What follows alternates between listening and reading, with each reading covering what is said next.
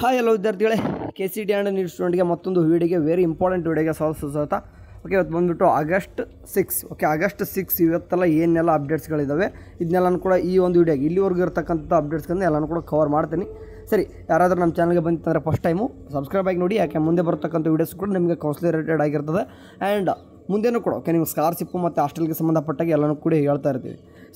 ಸರಿ ಡೈರೆಕ್ಟ್ ವಿಷಯಕ್ಕೆ ಬರ್ತೀನಿ. ಓಕೆ, ಈಗಾಗಲೇ ಚಾಯ್ಸ್ ಎಂಟ್ರಿ ಸ್ಟಾರ್ಟ್ ಆಗಿ ಈಗಾಗಲೇ ಇವತ್ತಿಗೆ ಬಂದುಬಿಟ್ಟು 4ನೇ ದಿನ. ಓಕೆ, ಯಾಕಂದರೆ ಚಾಯ್ಸ್ ಎಂಟ್ರಿ ಫಸ್ಟಿಗೆ ಇಂಜಿನಿಯರ್ ಸ್ಟಾರ್ಟ್ ಮಾಡ್ಕೊಂಡ್ರು, ಅದಾದ ತಕ್ಷಣ ಅಗ್ರಿಕಲ್ಚರ್, ವೆಟರ್ನರಿ, ಡಿ ಫಾರ್ಮಾ ಮಾಡ್ಕೊಂಡ್ರು.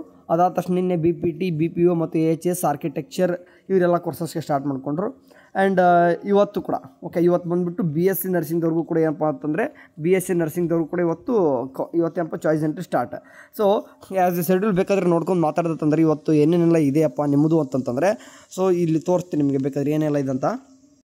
ಸರಿ, ಇಲ್ಲಿ ಕಾಣಿಸ್ತಾ ಇದೆ ನೋಡಿ, ಇಲ್ಲಿ ಡೇಟ್ ಪ್ರಕಾರ ನೋಡಿ. ಮೊದಲಿಗೆ ನಿಮಗೆ ಇಂಜಿನಿಯರ್ ಸ್ಟೂಡೆಂಟ್ಗೆ ಕೊಟ್ಟಿದ್ರು, ಇಲ್ಲಿ ತೋರಿಸ್ತೀನಿ ನೋಡಿ. ಇಲ್ಲಿ ಇಂಜಿನಿಯರ್ ಸ್ಟೂಡೆಂಟ್ ಮೊದಲು ಏನಪ್ಪ ಅಂತಂದರೆ ಇಂಜಿನಿಯರ್ ಸ್ಟೂಡೆಂಟ್ಗೆ ಏನಿದೆ ಅಂತಂದರೆ, ಸೊ 2ನೇ ತಾರೀಕು ಸ್ಟಾರ್ಟ್ ಆಯಿತು. ಆ್ಯಂಡ್ ಅದಾದ ತಕ್ಷಣ ಅಗ್ರಿಕಲ್ಚರ್, ವೆಟರ್ನರಿ, ಡಿ ಫಾರ್ಮಾ 4ನೇ ತಾರೀಕು ಚಾಯ್ಸ್ ಎಂಟ್ರಿ ಅದು ಸ್ಟಾರ್ಟ್ ಆಯ್ತು. ಅಂದರೆ 4ನೇ ತಾರೀಕು ಕಾಣಿಸ್ತಿದೆ, 4ನೇ ತಾರೀಕು ಚಾಯ್ಸ್ ಎಂಟ್ರಿ ಸ್ಟಾರ್ಟ್ ಆಗ್ತದೆ. ಆ್ಯಂಡ್ ಅದೇ ರೀತಿ ಯೋಗ ಮತ್ತು ನ್ಯಾಚುರೋಪತಿ, BPT, BPO ಮತ್ತು LRL ಸೈನ್ಸು, ಆರ್ಕಿಟೆಕ್ಚರ್ ಇವೆಲ್ಲ ಕೋರ್ಸಸ್ಗೆ ಚಾಯ್ಸ್ ಎಂಟ್ರಿ ನಿನ್ನೆ ಸ್ಟಾರ್ಟ್ ಆಗಿದೆ.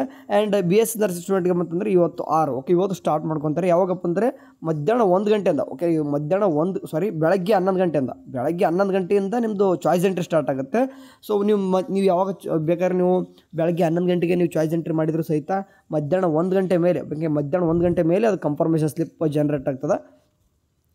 ಅವಾಗ ನೀವು ಡೌ ಮಾಡ್ಕೊಬೋದು ಸೊ ಅವ್ರು ಹೇಳಿರ್ತಕ್ಕಂಥದ್ದು, ನೀವು ಪೇಮೆಂಟು 1 ಗಂಟೆ ಮೇಲೆ ಮಾಡಿ. ಅಂದರೆ ನೀವು ಚಾಯ್ಸ್ ಎಂಟ್ರಿ ಮಾಡಿದ ತಕ್ಷಣ ಇನ್ ಕೇಸು ಚಾಯ್ಸ್ ಒನ್ನ ಕೊಟ್ಟರೆ ಇವತ್ತೇ ಮಾಡ್ಕೊಂಬಿಟ್ರೆ, ಅಂದರೆ ಡೇಟ್ ಮುಂದಕ್ಕೆ ಹಾಕೋದು ಕೂರ್ಬೇಡ್ರಿ. ಅಂತಂದ್ರೆ ಈಗ ಅವ್ರು ಏನು ಡೇಟ್ಗಳನ್ನ ಕೊಟ್ಟಿದ್ದಾರೋ ಅಂತಂದ್ರೆ ಇಲ್ಲಿ ಏನು ಡೇಟ್ಗಳಲ್ಲಿ ಕಾಣಿಸ್ತಿದ್ದಾವೋ, ನಿಮ್ಮ ಇಂಜಿನಿಯರ್ ಸ್ಟೂಡೆಂಟಿಗೆ ಈಗೆಲ್ಲ ಸ್ಟಾರ್ಟ್ ಮಾಡ್ಕೊಂಡಂಗೆ ಇಂಜಿನಿಯರ್ ಸ್ಟೂಡೆಂಟಿಗೆ ನಿಮ್ಗೆ ಗೊತ್ತಿರುವಾಗಿ 2ನೇ ತಾರೀಕು ಸ್ಟಾರ್ಟ್ ಆಗಿದೆ ಅಂತ ಕೊಟ್ಟವ್ರೆ. ಸೊ ಬಟ್ ಅದು ಸ್ವಲ್ಪ ಅವತ್ತು ಬರಲಿಲ್ಲ ಬಿಡಿ, ಗೊತ್ತಿರುವಾಗಿ ನಿಮಗೂ ಕೂಡ ಗೊತ್ತಿದೆ, ಅವತ್ತು ಬರಲಿಲ್ಲ. 4ನೇ ತಾರೀಕು. ಓಕೆ, ಸೊ ಇಲ್ಲಿ 3ನೇ ತಾರೀಕು ಬಂದಿದೆ ಆ್ಯಕ್ಚುಲಿ. ಹಂಗಾಗಿ 4ನೇ ತಾರೀಕು ಇಲ್ಲಿ ಏನು ಕಾಣಿಸ್ತಿದೆ ನೋಡಿ, ಅವ್ರಿಗೂ ಕೂಡ ಕೃಷಿ ವಿಜ್ಞಾನ, ವೆಟರ್ನರಿ, ಡಿ ಫಾರ್ಮಾ ಅವ್ರಿಗೂ ಕೂಡ ಸರಿಯಾಗಿ ನಾವು ಓಪನ್ ಆಗಿಲ್ಲ. ಆ್ಯಂಡ್ ನಿನ್ನೆನೂ ಸಹಿತ ಏನಿದೆ ಎಲ್ಲ ಕೋರ್ಸಸ್ಸು ಕೂಡ ಸರಿಯಾಗಿ ಸ್ಟಾರ್ಟ್ ಹಾಕ್ಕೊಂಡಿಲ್ಲ. ಯಾಕಂದರೆ ಅಲ್ಲಿ ಬೇಕಾದ್ರೆ ನೀವು ಕೆಲವೊಂದಿಷ್ಟು ಹುಡುಗರು ಚಾಯ್ಸ್ ಎಂಟ್ರಿ ಮಾಡ್ಲಿಕ್ಕೆ ಹೋದಾಗ ಏನಾಗ್ತಿದೆ ಅಂತಂದರೆ, your stopped from the seat admission process ಅಂತ ಬರ್ತಾ ಇದೆ. ಆಯಿತಾ, ಸೊ ನೋಡೋಣ. ಓಕೆ, ಇವತ್ತು ಇನ್ ಕೇಸ್ ನಿಮಗೆ ಚಾಯ್ಸ್ ಎಂಟ್ರಿ ಬಂತಂದರೆ ಇವತ್ತೇ ಮಾಡ್ಕೊರಿ. ಯಾಕಂದರೆ ಅದಾಗೆ ಮುಂದಕ್ಕೆ ಹಾಕೊಂತ ಕುಂತ್ರೆ ನಿಮಗೆ ಸಮಸ್ಯೆ. ಅದೇ ಮತ್ತೆ ನಿಮಗೂ ಅದೇ ರೀತಿ same your stopped from the seat admission process ಅಂತ ಬರ್ತಂತಂದರೆ ನೋಡೋಣ, ಇವತ್ತು ತಿಳ್ಕೊಳ್ತೀರಿ ಏನೆಲ್ಲ ಪ್ರಾಬ್ಲಮ್ ಆಗಿದೆ ಅಂತ. ಯಾಕಂದರೆ ಅದು ಆ್ಯಕ್ಚುಲಿ ಅಂತಂದರೆ ಇಂಜಿನಿಯರ್ ಸ್ಟೂಡೆಂಟ್ಗೆ ಓನ್ಲಿ ಅಂತ ಕೊಟ್ಟಿದ್ರು, ಬಟ್ ಆದರೂ ಕೂಡ ಬೇರೆ ಮಾಡಿದ್ದಾರೆ. ಓಕೆ, ನಾನು ಕಮೆಂಟಲ್ಲಿ ನೋಡಿದಾಗ ಗೊತ್ತಾಯಿತು, ನಾನು ಫಾರ್ಮಸಿ ಮಾಡಿದ್ದೀನಿ, ನಾನು B ಫಾರ್ಮಾ ಈಗ ತಾನೇ ಜಸ್ಟ್ ಮುಗಿಸ್ಕೊಂಡು ಬಂದಿದ್ದೀನಿ ಚಾಯ್ಸ್ ಎಂಟ್ರಿ, ನಾನು ಅಗ್ರಿಕಲ್ಚರ್ ಮಾಡಿದ್ದೀನಿ ಜಸ್ಟ್ ಇದೀಗ ತಾನೇ ಚಾಯ್ಸ್ ಎಂಟ್ರಿ ಅಂತ ಹಾಕ್ತಿದ್ದಾರೆ. ಆ್ಯಂಡ್ ನಂಗೆ ಗೊತ್ತಿರೋರು ಕೂಡ ಚಾಯ್ಸ್ ಎಂಟ್ರಿ ಅಗ್ರಿಕಲ್ಚರ್ ಮಾಡಿದ್ದಾರೆ. ಸೊ ಹಂಗಾಗಿ ಲಿಂಕ್ ಬೇರೆ ಏನಿರಲ್ಲ, ಈ ಗಾಡಿ ಯಾವ ಚಾಯ್ಸ್ ಎಂಟ್ರಿಗೆ ಬಿಟ್ಟಿದ್ರು ಅದೇ ಲಿಂಕಲ್ಲಿ ಎಲ್ಲರದ್ದು ಕೂಡ ಇರ್ತದೆ.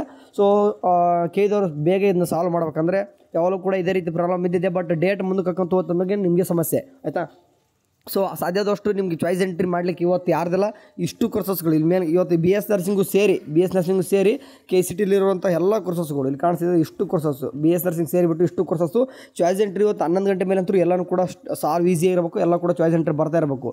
ಆ್ಯಂಡ್ ಈಗಾಗಲೇ ಇಂಜಿನಿಯರ್ ಚಾಯ್ಸ್ ಎಂಟ್ರಿ ಮಾಡಿತ್ತಂದರೆ ಅದರಲ್ಲಿ ಚಾಯ್ಸ್ ಒನ್ನ ಕೊಟ್ಟಿತ್ತಂದರೆ ಅಡ್ಮಿಷನ್ ಮಾಡ್ಸ್ಕೊಂಡು ಬಂದುಬಿಡಿ. ಯಾಕಂದರೆ ಮುಂದಕ್ಕೆ ಹಾಕೊಂತ ಹೋಗ್ತಂದರೆ ಡೇಟ್ ಕೂಡ ನೋಡಿ, ಲಾಸ್ಟ್ ಡೇಟ್ 9ನೇ ತಾರೀಕಿದೆ. ಎಕ್ಸ್ಟೆಂಡೆಡ್ ಮಾಡ್ತಾರೋ ಇಲ್ಲೋ ನಿಮ್ಗೆ ಗ್ಯಾರಂಟಿ ಇಲ್ಲ. ಸೊ ಹಂಗಾಗಿ ಇವರು ಕೂಡ ಸೇಮ್ ಅಗ್ರಿಕಲ್ಚರ್, ವೆಟರ್ನರಿ, ಡಿ ಫಾರ್ಮದವ್ರು ನಿಮಗೂ ಕೂಡ 9ನೇ ತಾರೀಕು ಲಾಸ್ಟ್ ಡೇಟ್ ಇದೆ. ಇನ್ ಕೇಸ್ ಚಾಯ್ಸ್ ಎಂಟ್ರಿ ಮಾಡಿ ಪೇಮೆಂಟ್ ಮಾಡಿದರೆ ಚಾಯ್ಸ್ ಒನ್ ಕೊಟ್ಟವರು ನೀವು ಕೂಡ ಅಡ್ಮಿಷನ್ ಆಗಿ ಇವ್ರದ್ದು ನಡೀತಿದೆ ಬೇಕಾದ್ರೆ. ಯಾಕಂದರೆ ಯೋಗ, ನ್ಯಾಚುರೋಪತಿ, BPT, BPO ಮತ್ತು AHS, ಆರ್ಕಿಟೆಕ್ಚರು ಎಲ್ಲ ಕೋರ್ಸಸ್ಗೆ ಮತ್ತು BS ನರ್ಸಿಂಗ್ ಸ್ಟೂಡೆಂಟ್ಗೆ 12ನೇ ತಾರೀಕು ಲಾಸ್ಟ್ ಡೇಟ್ ಇದೆ. ಸ್ವಲ್ಪ ಟೈಮ್ ಇದೆ ಇವರಿಗೆ. ಸೊ ಹಂಗಾಗಿ ಮೊದಲು ಏನು ಮಾಡಿ ನೀವೆಲ್ಲರೂ ಕೂಡ ಹೋಗಿ ಅಡ್ಮಿಷನ್ ಮಾಡಿಸ್ಕೊರಿ. ಆಮೇಲೆ ರಿಮೈನಿಂಗ್ ಇವ್ರದ್ದನ್ನೇ ಇನ್ನೂ ಕೂಡ choice entry 1 or 2 days late ಆದರೂ ಕೂಡ ನಡೀತೈತೆ ಇವ್ರದ್ದು. ಆ್ಯಂಡ್ ನೀಟ್ ಸ್ಟೂಡೆಂಟು ನಿಮಗೂ ಕೂಡ ಮೆಡಿಕಲ್ ಮತ್ತು ಡೆಂಟಲ್, ಹೋಮಿಯೋಪತಿ ಸ್ಟೂಡೆಂಟ್ಗೆ ನೋಡಿ, ನಿಮ್ಗೆ ಏನಿದೆ ಸದ್ಯಕ್ಕೆ ಆ್ಯಸ್ ಅ ಶೆಡ್ಯೂಲಲ್ಲಿ ನಿಮಗೆ ಗೊತ್ತಿರುವಾಗ 7ನೇ ತಾರೀಕು ಚಾಯ್ಸ್ ಎಂಟ್ರಿ ಸ್ಟಾರ್ಟ್ ಆಗಬೇಕು. ನಿನ್ನೆ MCCದು ಗೊತ್ತಿರುವಾಗ ಎಲ್ಲರೂ ಕೂಡ ಗೊತ್ತಿರ್ತದೆ, 9th ರಿಸಲ್ಟ್ ಡಿಕ್ಲರೇಷನ್ ಕೊಡ್ತಿದ್ದಾರೆ. ಸೊ ಹಂಗಾಗಿ ನಿಮ್ಮದು ಮತ್ತೆ ಚಾಯ್ಸ್ ಎಂಟ್ರಿ 7ನೇ ತಾರೀಕು ಇರೋದು, ಮತ್ತು ಮುಂದಕ್ಕೆ ಆದ್ರೆ ಆಗುತ್ತೆ, ಅಥವಾ 9th ಕೊಡ್ಬೋದು. ರಿಸಲ್ಟ್ ಬಂದು ಆದ ನಂತರ ನಿಮಗೂ ಚಾಯ್ಸ್ ಎಂಟ್ರಿ ಎನೇಬಲ್ ಮಾಡ್ಬೋದು, ಅಥವಾ 10th ಎನೇಬಲ್ ಮಾಡ್ಬೋದು. ಆಯಿತಾ, ಸೊ ಹಂಗಾಗಿ ಈಗ 11ನೇ ತಾರೀಕು ಲಾಸ್ಟ್ ಡೇಟ್ ಏನಿದೆ ನಿಮಗೆ ಕನ್ಫರ್ಮೇಷನ್ ಸ್ಲಿಪ್ ಡೌನ್ ಮಾಡ್ಕೋದು, ಪೇಮೆಂಟ್ ಮಾಡೋದು, ಅದು ಕೂಡ 1 or 2 days ಮುಂದಕ್ಕೆ ಹಾಕ್ತಾರೆ. ಅಡ್ಮಿಷನ್ 12ಕ್ಕೆ ಇರೋದು, ಇದನ್ನು ಕೂಡ ಮುಂದಕ್ಕೆ ಹಾಕ್ತಾರೆ. ಯಾಕಂದರೆ 18ವರೆಗೂ ಅಡ್ಮಿಷನ್ ಮಾಡಲಿಕ್ಕೆ, ಅಂದರೆ 18ನೇ ತಾರೀಕುವರೆಗೂ ಕೂಡ ಏನಿದೆ ಅಂತಂದರೆ 18ವರೆಗೂ 18ವರೆಗೂ ಕೂಡ ಕೆ ಇದವ್ರ ಹತ್ರ ಏನಿದೆ ಅಂತಂದರೆ ಟೈಮ್ ಇದೆ ಫಸ್ಟ್ ನೋಡೋದು. ಯಾಕಂದರೆ 18ನೇ ತಾರೀಕುವರೆಗೂ ಕೂಡ MCC ನಡೀತದೆ, ಕಾಲೇಜ್ ರಿಪೋರ್ಟಿಂಗೇ ನಡೀತದೆ. ಸೊ ಹಂಗಾಗಿ ಸ್ವಲ್ಪ ಡಿಲೇ ಆಗ್ತಿತ್ತು ಕಣ್ರೆ ನಿಮ್ಮದು ಕೂಡ. ಸೊ ಇದನ್ನು ತಕ್ಕನಾಗೆ ನೋಡ್ತಾ ಇತ್ತಂದರೆ ಸೆಕೆಂಡ್ ರೌಂಡ್ ಬಗ್ಗೆನೂ ಕೂಡ ಮಾತಾಡಿದ್ರಿ. ಈಗ ಸೆಕೆಂಡ್ ರೌಂಡ್ ಬಗ್ಗೆನೂ ಕೂಡ ಗೊತ್ತಿರೋ ಹೋಗಿ 18ನೇ ತಾರೀಕುವರೆಗೂ ಕೂಡ ನಡೆಯೋದು ಡೌಟೇ ಇನ್ಮೇಲೆ. ಅಂದರೆ 20ಗೆ ಈ ರೀತಿ ಆಗ್ಬೋದು ನಿಮ್ಮದು start second round counselling. So ಈಗಿರ್ತಕ್ಕಂಥ ಡೇಟು ಕೂಡ ಎಕ್ಸ್ಟೆಂಡ್ ಆದರೂ ಕೂಡ ಏನು ಆಶ್ಚರ್ಯ ಏನಿಲ್ಲ. ಯಾಕಂದರೆ MCCದು ಆದ ತಕ್ಷಣ ಇವ್ರದ್ದು ಏನು ಆಗಬೇಕಂತ ಏನಿಲ್ಲ ಅಂತ ಅಂದಿದ್ರ ನಿಜ. But KCT ಕೋರ್ಸಸ್ಗೇನೂ ಆಗಲಿಕ್ಕಿಲ್ಲ, ಕಾಣಿಸ್ತಿದೆಯಲ್ವಾ. ಇಷ್ಟು KCT ಕೋರ್ಸಸ್ಗೇನೂ ಆಗದೇ ಇರ್ಬೋದು. ಬಟ್ ನೀಟ್ ಸ್ಟೂಡೆಂಟ್ಗೆ ಮಾತ್ರ ನಿಮ್ಮದು ಚಾಯ್ಸ್ ಎಂಟ್ರಿ ಸಡನ್ನಾಗಿ ಮಾಡ್ಲಿಕ್ಕೆ ಬರಲ್ಲ. ನಿಮಗೂ ಕೂಡ ಏನು ಮಾಡ್ತಾರೆ, MCC ರಿಸಲ್ಟ್ ಬರೋರು ಕೂಡ ಅವ್ರು ಏನೂ ಕೂಡ ಮಾಡಲ್ಲ. ಓಕೆ. ಆ್ಯಂಡ್ ಚಾಯ್ಸ್ 2 ಮತ್ತು 3 ಕೊಟ್ಟು ಮೇಲ್ಗಡೆ ಏನಾದರೂ ಮೆಡಿಕಲ್ ಸೀಟ್ಸ್ಗಳು ಇತ್ತಂದರೆ ನಿಮಗೆ ಗೊತ್ತಿರುವಾಗೆ ಕಾಶನ್ ಡಿಪಾಸಿಟ್ ಕಟ್ಟಬೇಕು, ಅದು ಕೂಡ ಗೊತ್ತಿದೆ. ಆ್ಯಂಡ್ ಮತ್ತೆ ಪದೇ ಹುಡುಗರು ಕೇಳ್ತಿದ್ರು ಅದೇನಂತಂದರೆ, ಈಗ ಮೆಡಿಕಲ್ ಸೀಟ್ಗಳು ಇರ್ತವೆ. ಓಕೆ, ಅಂದರೆ ಎಕ್ಸಾಂಪಲ್ ನೀಟಾಗಿ ಅರ್ಥ ಮಾಡಿಸ್ಬಿಡ್ತೀನಿ. ಈಗ MBBS ಸೀಟ್ ಇದೆ. ಇಲ್ಲಿ ಕೆಳಗಡೆ ಏನು ಮಾಡಿರ್ತಾರೆ, BDS ಹಾಕ್ಕೊಂಡಿದ್ದೀರಾ, ಕೆಳಗಡೆ BDS ಹಾಕ್ಕೊಂಡಿದ್ದೀರಾ, ಆ್ಯಂಡ್ ಇಷ್ಟು ಕೆಳಗಡೆ BHMS ಕೋರ್ಸ್ ಹಾಕ್ಕೊಂಡಿದ್ದೀರಾ. ಈ ರೀತಿ ಕೋರ್ಸಸ್ಗಳು ಹಾಕ್ಕೊಂಡಾಗ ನೀವು ಸದ್ಯಕ್ಕೆ BDS ಕಾಲೇಜ್ ಸಿಕ್ಕಿದೆ. ಈಗ ಮತ್ತು ನೀವು ಕಾಶನ್ ಡಿಪಾಸಿಟ್ ಕಟ್ಟಬೇಕಾ? ನೋ, BDS ಕಾಲೇಜ್ ಫೀಸ್ ಎಷ್ಟಿದೆ ಅದನ್ನು ಕಟ್ಟಿಬಿಟ್ಟು ಹೋಗ್ರಿ, ಆಯಿತು. ಅಂದರೆ ಚಾಯ್ಸ್ 2 ಕೊಟ್ಟರು ಕೂಡ BDS ಕಾಲೇಜ್ ಜಸ್ಟ್ ಫೀಸ್ ಇದೆ, ಅದನ್ನು ಕಟ್ಟಿಬಿಟ್ಟೆ ನೀವು MBBS ಕಾಲೇಜ್ಗೆ ಪಾರ್ಟಿಸಿಪೇಟ್ ಮಾಡಬೇಕು. ಸೊ ಇದರ ಜೊತೆಗೆ ಏನಪ್ಪ ಅಂತಂದರೆ, ಯಾರಿಗೆಲ್ಲ ಸೀಟ್ ಸಿಕ್ಕಿಲ್ವೋ ನೀವು ಯಾವುದೇ ರೀತಿ ಚಾಯ್ಸ್ ಎಂಟ್ರಿ ಮಾಡೋ ಅವಶ್ಯಕತೆ ಇಲ್ಲ. ಅಂದರೆ ಯಾರು ಕೂಡ ಸೀಟೇ ಸಿಕ್ಕಿಲ್ಲ ಅಂದರೆ ಚಾಯ್ಸ್ ಎಂಟ್ರಿ ಮಾಡೋ ಅವಶ್ಯಕತೆ ಇಲ್ಲ. ಬಟ್ ಇನ್ ಕೇಸ್ ಮೆಡಿಕಲ್ ಸೀಟ್ಗಳು ಏನಾದರೂ ಇಟ್ಕೊಂಡು ನೀವೇನಾದರೂ ಸೆಕೆಂಡ್ ರೌಂಡ್ಗೆ ಹೋಗ್ತೀನಿ ಅನ್ನೋದಾಯಿತು ಅಂತಂದರೆ, ಅಂದರೆ MBBS ಸೀಟ್ ಏನಾದರೂ ಆಪ್ಷನ್ ಎಂಟ್ರಿ ಮಾಡಿದರೆ ನೀವು ಕೂಡ ಕಾಶನ್ ಡಿಪಾಸಿಟ್ ಕಟ್ಟಲೇಬೇಕು.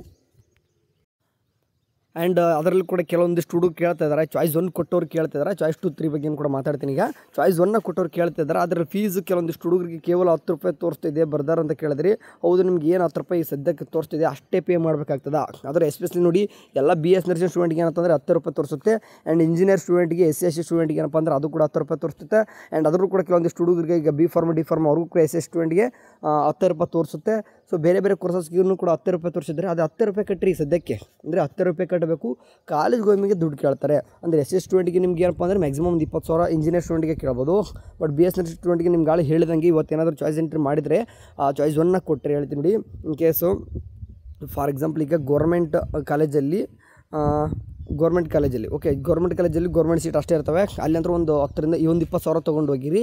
ಬಟ್ ಗೌರ್ಮೆಂಟ್ ಸೀಟೇ ಪ್ರೈವೇಟ್ ಕಾಲೇಜಲ್ಲಿ ಏನಾದರೂ ಸಿಕ್ಕರೆ, ಗೌರ್ಮೆಂಟ್ ಸೀಟೇ ಪ್ರೈವೇಟ್ ಕಾಲೇಜಲ್ಲಿ ಸಿಕ್ಕಿತ್ತಂದರೆ ಆದರೂ ಏನಾಗ್ತದೆ ಅಂತಂದರೆ ನಿಮಗೆ ಅದು ಕೂಡ ಓಕೆ, ಅದು ಕೂಡ GG ಅಂತಲೇ ಕನ್ಸಿಡರ್ ಮಾಡ್ಕೊತೀವಿ.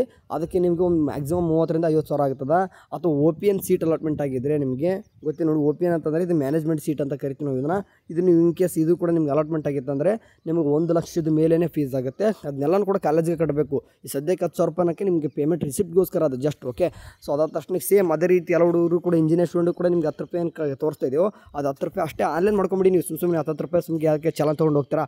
ಒನ್ ಹತ್ರ ಕೆಲವೊಂದು ಹುಡುಗರು ಕೇಳ್ತಾರೆ, ಮತ್ತು ನಾವು ಇನ್ ಕೇಸ್ ಆನ್ಲೈನ್ ಪೇಮೆಂಟ್ ಮಾಡಿದ್ರು ಕೂಡ ಸೀಲ್ಗೆ ಬ್ಯಾಂಕಿಗೆ ಹೋಗ್ಬೇಕಾ? ನೋ ಬೇಕಾಗಿಲ್ಲ. ಆನ್ಲೈನ್ ಪೇಮೆಂಟ್ ಆಗಿದ್ದರೆ ರಿಸಿಪ್ಟ್ ತೊಗೊಂಡು ಹೋಗ್ಬಿಡಿ, ಅಷ್ಟೇ ಮುಗೀತು. ಇನ್ ಕೇಸ್ ದೊಡ್ಡ ಅಮೌಂಟ್ ಇದ್ದಾಗ, ಲೈಕ್ ಎಕ್ಸಾಂಪಲ್ ಈಗ ಇಂಜಿನಿಯರ್ ಸ್ಟೂಡೆಂಟ್ಗೆ ಗೌರ್ಮೆಂಟ್ ಕಾಲೇಜ್ ಸಿಕ್ಕರೆ 44,000 ಈ ರೀತಿ ಎಲ್ಲ ಇದೆ. ಪ್ರೈವೇಟ್ ಕಾಲೇಜ್ ಸಿಕ್ಕಿದ್ರೆ 1,12,000 1,21,000 ಈ ರೀತಿ ಏನಿದ್ದಿಲ್ಲ. ಅದನ್ನೆಲ್ಲ ಏನು ಮಾಡಿರಿ, ಬ್ಯಾಂಕಿಗೆ ಕಟ್ಟಿರಿ. ಓಕೆ, ಚಾಲನ್ ಡೌನ್ ಮಾಡ್ಕೊರಿ ಮೊದಲು. ಓಕೆ, ಇದರಲ್ಲಿ ಚಾಲನ್ ಡೌನ್ ಮಾಡ್ಕೊಂಡು ಪ್ರಿಂಟ್ ತೊಗೊಂಡು ಬ್ಯಾಂಕಿಗೆ ಹೋಗಿ ಅದನ್ನೆಲ್ಲನೂ ಕೂಡ ಅಮೌಂಟು ಫಾರ್ ಎಕ್ಸಾಂಪಲ್ ಬೆಟರ್ ನಿಮ್ಮ ಯಾರಾದರೂ ಪೇರೆಂಟ್ಸ್ ಇತ್ತು ಅಂತಂದ್ರೂ ಕೂಡ ನಡೀತದೆ, ಯಾರ್ದಾದ್ರೂ ನಡೀತದೆ. ಓಕೆ, ಅಕೌಂಟ್ ಇರದೇ ಇರಬೇಕಂತೇನಿಲ್ಲ. ಅವ್ರ ಅಕೌಂಟ್ಲಿದ್ದು ಏನು ಮಾಡಿ ಟ್ರಾನ್ಸ್ಫರ್ ಮಾಡ್ತೀರಿ, ಆ ದುಡ್ಡಿಗೆ ಟ್ರಾನ್ಸ್ಫರ್ ಆಗ್ತದೆ. KEದವ್ರ ಬ್ಯಾಂಕಿಗೆ ದುಡ್ಡು ಟ್ರಾನ್ಸ್ಫರ್ ಆಗ್ತದೆ. ಆ್ಯಂಡ್ ಅದ್ರ ಮೂಲಕ ಓಕೆ ಟ್ರಾನ್ಸ್ಫರ್ ಆಗಿದ್ದ ದುಡ್ಡು ಅದು ಸೀಲ್ ಆಗ್ತಾರೆ. ಓಕೆ, ನಿಮ್ಗೆ ಏನಂತಾರೆ 3 ಚಾಲನ್ ಕಾಪಿ ಏನಿರ್ತವೆ ಅದಕ್ಕೆ ಸೀಲ್ ಆಗ್ತಾರೆ ಬ್ಯಾಂಕ್ ಅವರು. ಅಂದರೆ ಆನ್ಲೈನ್ ಪೇಮೆಂಟ್ ಮಾಡೋರಿಗೆ ಅಲ್ಲಿದ್ದು ಹೇಳೋದು ನಾನು, ಆಫ್ಲೈನ್ ಅಂದರೆ ಬ್ಯಾಂಕಿಗೆ ಕಟ್ಟೋರಿಗೆ ಮಾತ್ರ ಈ ಥರ ಇರ್ತದೆ. ಆನ್ಲೈನ್ ಕಟ್ಟೋರಿಗೆ ಇದೆಲ್ಲ ಬೇಕಾಗಿಲ್ಲ. ಅಂದರೆ 10 ರೂಪಾಯಿ ತೋರಿಸೋರಿಗೆ ಬೇಕಾಗೇ ಇಲ್ಲಿದೆ ಅಲ್ಲ. ಓಕೆ ಸರ್, ಹಾಗಾಗಿ ಆಫ್ಲೈನ್ ಹೋಗಿ ಬ್ಯಾಂಕಿಗೆ ಕಟ್ಟೋರಿಗೆ ಸೀಲೆಲ್ಲ ಕೂಡ ಹಾಕಿ ಕೊಡಿದ್ರೆ ಅದಾದ ತಕ್ಷಣ ಸ್ವಲ್ಪ ಹೊತ್ತು ಬಿಡಬೇಕು. ಓಕೆ, ಗ್ಯಾಪ್ ಬಿಡ್ರಿ. ಕಂಫರ್ಮೇಷನ್ ಸ್ಲಿಪ್ ಏನು ಮಾಡ್ತಾರೆ, KEದಲ್ಲೇ ಜನ್ರೇಟ್ ಮಾಡ್ತಾರೆ. ವಾಪಸ್ ತಿರ್ಗಿ ಲಾಗಿನ್ ಆಗಬೇಕಾಗ್ತದೆ. ಲಾಗಿನ್ ಆಗಿ ಕಂಫರ್ಮೇಷನ್ ಸ್ಲಿಪ್ಪು ಕೂಡ ಡೌನ್ ಮಾಡ್ಕೊರಿ. ಆ್ಯಂಡ್ ಅದಾದ ನಂತರ ನಿಮಗೆಲ್ಲ ಕೂಡ ಡಾಕ್ಯುಮೆಂಟ್ಸ್ ತೊಗೊಂಡು ಕಾಲೇಜ್ಗೆ ಹೋಗಿ ಅಡ್ಮಿಷನ್ ಆಗಬೇಕು. ಲಾಸ್ಟ್ ಡೇಟ್ ಯಾವ ಕೊಟ್ಟಿದ್ರು ನೋಡಿ, ಆ ಡೇಟ್ ಒಳಗಡೆ ಹೋಗ್ಬಿಟ್ಟು ಅಡ್ಮಿಷನ್ ಆಗಬೇಕು. ಸೇಮ್ ಇದೆಲ್ಲ ಕೋರ್ಸಸ್ ಕೂಡ ಅದೇ ರೀತಿ ಅಪ್ಲೈ ಆಗ್ತದೆ. ಓಕೆ, ಸೊ ಚಾಯ್ಸ್ 2 ಆ್ಯಂಡ್ 3 ಕೊಟ್ಟವ್ರು ಅಂತ ನಿಮಗೆ ಸೆಕೆಂಡ್ ರೌಂಡು ನಿಮಗೆ ಚಾಯ್ಸ್ 2, 3 ಬಗ್ಗೆ ಡೀಟೇಲ್ಸಾಗಿ ಇನ್ನೊಂದು ವೀಡಿಯೋ ಮಾಡ್ತೀನಿ. ಓಕೆ, ಚಾಯ್ಸ್ 2 ಆ್ಯಂಡ್ 3 ಕೊಡೋರಿಗೆ, ಯಾಕಂದರೆ ಅದ್ರ ಬಗ್ಗೆ ನೀಟಾಗಿ ಮಾತಾಡಲೇಬೇಕು. ಸೆಕೆಂಡ್ ರೌಂಡು ಕೂಡ ಫಸ್ಟ್ ರೌಂಡ್ಗಿಂತ okay, first round to second round ಬರುವಾಗ ಈಗ ಏನೆಲ್ಲ ಪ್ರೊಸೆಸ್ ಇದೆಯೋ, second round to third round ಬರುವಾಗ ಮತ್ತೆ ಸ್ವಲ್ಪ ಪ್ರೊಸೆಸ್ ಬೇರೆ ಆಗ್ತದೆ. ಅಂದರೆ ಸೀಟ್ ಅಲಾಟ್ಮೆಂಟ್ ಆದಮೇಲೆ ಕೂಡ ಬೇರೆ ಬೇರೆ ಪ್ರೊಸೆಸ್ ಬರ್ತದೆ. ಅದ್ರ ಬಗ್ಗೆ ತಿಳಿಸ್ತೀನಿ ನಿಮಗೆ. ಓಕೆ ಸರಿ, ಇದುವರೆಗೂ ಇವತ್ತಿರ್ತಕ್ಕಂಥ ಅಪ್ಡೇಟ್ಸು. ಏನಾದರೂ ಮತ್ತೆ ಇವತ್ತೇನಾದರೂ ಬಂತಂದರೆ ಇವತ್ತೇನಾದರೂ ಬಂದರೆ ನಿಮಗೆ ತಿಳಿಸ್ತೀನಿ. ಅಲ್ಲಿವರೆಗೂ ಚಲೋ ನೋಡ್ತೀರಿ. ಟೇಕ್ ಕೇರ್, ಬಾಯ್.